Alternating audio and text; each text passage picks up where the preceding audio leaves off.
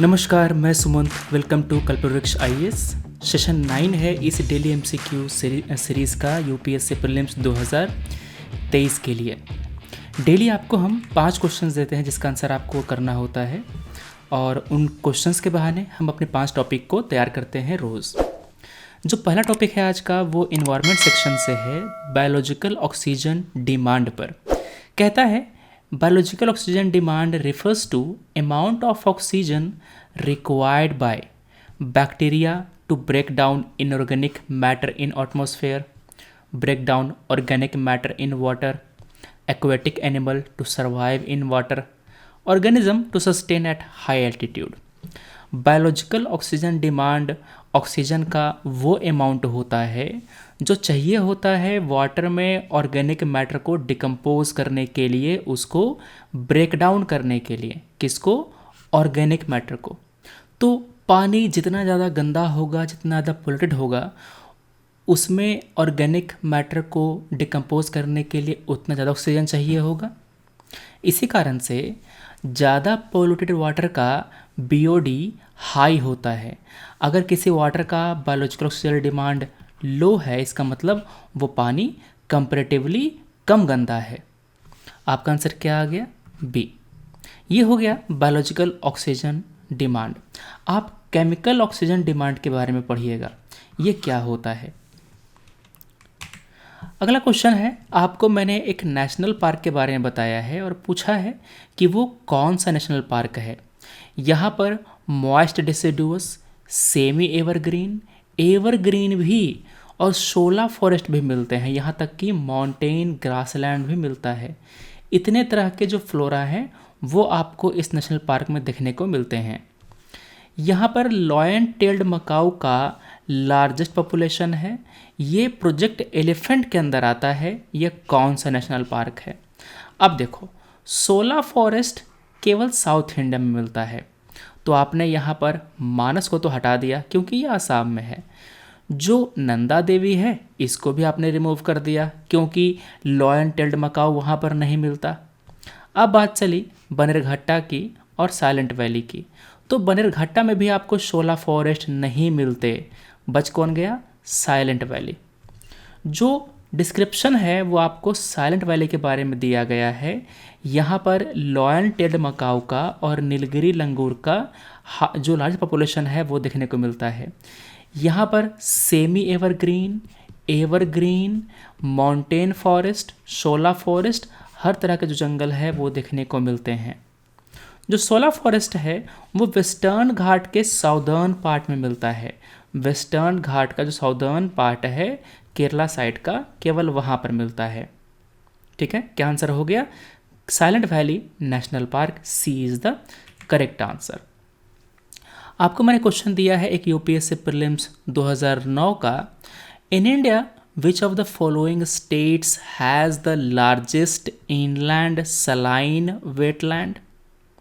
Wetland वो area होता है जहाँ पर साल के ज़्यादातर महीने पानी से भरे हुए होते हैं। तो ये एरिया इनलैंड है, सलाइन वाटर है वहाँ पर और सबसे बड़ा है।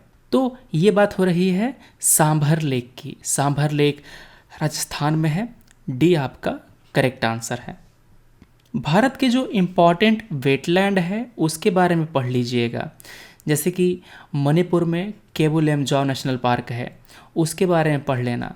डांसिंग हिरन के बारे में, डांसिंग डियर के बारे में पढ़ लीजिएगा। फुमडी के बारे में पढ़ लीजिएगा। ये वेजिटेशन होता है जो डिकम्पोज हो रहा होता है, वो झील के ऊपर तैर रहा होता है। अगला क्वेश्चन है इकोसिस्टम की जो रेगुलेटिंग सर्विसेज हैं उनके बारे में। आपको मैंने पहले ये चीज़ डिस्कस करी है कि कौन सा सर्विस रेगुलेटिंग है, कौन सा सर्विस प्रोवाइडिंग है, ये सब चीज़ें। तो रेगुलेटिंग वाले में क्या क्या आएगा ये पूछ रहा है। तो रेगुलेटिंग वाले में सॉइल इरोजन का प्रिवेंशन, ग्राउंड वाटर का रिचार्ज ऑगमेंटेशन और कार्बन सिक्वेस्ट्रेशन, ये तीनों चीज़ें रेगुलेटिंग सर्विस में आती हैं।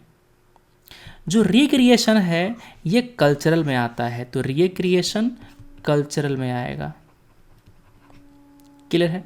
इसके बाद आपको जंगल से जो लकड़ी मिलता है, फॉडर मिलता है, फल फूल वनस्पतियाँ चीज़ें मिलती हैं, वो सब प्रोविजनिंग में आता है। तो सॉइल इरोजन का प्रिवेंशन, ग्राउंड वाटर का रिचार्ज और कार्बन सिक्वेस्ट्रेशन, ये तीनों चीज़ें रेगुलेटिंग सर्विसेज हैं। रेगुलेटिंग सर्विसेज हैं। तो 1, 2 एंड 3 तीनों सही है, चौथा गलत हो गया। सी इज़ द करेक्ट आंसर। अगला सवाल हमारा है मिडिएवल इंडिया से। इनमें से कौन सी बातें लिंगायत के बारे में करेक्ट हैं? क्या वो विष्णु की पूजा करते हैं? लिंगायत शिव भक्त होते हैं, वो शिव की पूजा करते हैं। हाँ, वो कास्ट सिस्टम को नहीं मानते, वो कास्ट सिस्टम के अगेंस्ट हैं। चाइल्ड मैरिज का विरोध करते हैं और विडो मैरिज का सपोर्ट करते हैं। स्टेटमेंट नंबर 2 और 3 पर आने से पहले आपको पहला एलिमिनेट कर लेना था। एलिमिनेट करने के बाद आप यहाँ पर बी निकाल दिए होते, डी निकाल दिए होते, क्योंकि दोनों में 1 1 है। बच गया ए और सी। 2 ए में भी है और सी में भी है, मेरे को केवल थर्ड चेक करना था। थर्ड करेक्ट है, that's why A will be the correct answer. ठीक है। जो लिंगायत है वो सेक्रीफाइसेस, पिलग्रिमेज, ये सब को नहीं मानते, कास्ट सिस्टम को अपोज करते हैं, चाइल्ड मैरिज को अपोज करते हैं, विडो मैरिज को सपोर्ट करते हैं। That's why 2 and 3 is the correct answer. चूँकि लिंगायत और हिंदू धर्म में इतना डिफरेंस है, इसी कारण से लिंगायत ये चाहते हैं कि उनको एक अलग सेक्ट का दर्जा दिया जाए। तो ये विवाद काफ़ी समय चलता रहा है। ये थे आपके 5 क्वेश्चन। आपको मैं आज एक एक्स्ट्रा क्वेश्चन दे रहा हूँ जिसका आंसर आपको कमेंट सेक्शन में करना है। वाटर पोल्यूशन हमारे जो नदी हैं वहाँ पर मेजर किया जाता है by the dissolved amount of chlorine, ozone, nitrogen या ऑक्सीजन। चारों में से किस चीज़ का डिजॉल्व अमाउंट देख करके हम नदी का जो वाटर पोल्यूशन है वो मेजर करते हैं, बताना ज़रा। चलिए, तो ये थी बातें हमारी आज की। हम मिलते हैं अपने अगले वीडियो में कल। Thanks for watching, take care, जय हिंद।